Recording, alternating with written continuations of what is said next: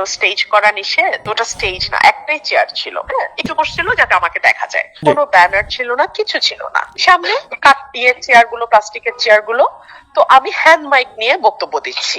আমি বক্তব্য দিতে দাঁড়ানোর 1-1.5 মিনিট পরে আমি দেখি পুলিশ আর স্টুডেন্ট ঢুকলো। আমি খুবই অবাক হলাম যে এখানে তো কোনো আচরণবিধি লঙ্ঘনের কিছু হয়নি।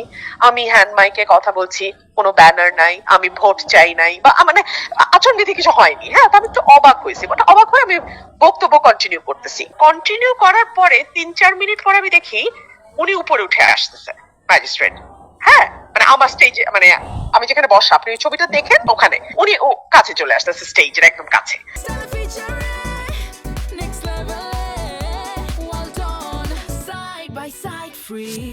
তো আসার পরে আমি একটু অবাক হয়ে তাকাইছি, বাট দেখে সব মানুষ তাকায় আছে, অবভিয়াসলি পুলিশ টুলিশ সহ উনি দাঁড়ানো, তো সবাই তাকায় আছে। তারপর আমি দ্রুত বক্তব্য শেষ করছি আর বলছি যে ইলেকশনের নিয়ম আছে, হয়তো কোনো একটা কিছু ব্যত্যয় হয়েছে, আমাদের ম্যাজিস্ট্রেট সাহেব এসেছেন, দেখি কি হয়। তো এটা বলে আমি বক্তব্য তাড়াতাড়ি শেষ করছি। আমি যা যা বলতে চাইছিলাম কিছুই বলতে পারিনি, তাড়াতাড়ি নেমে গেছি।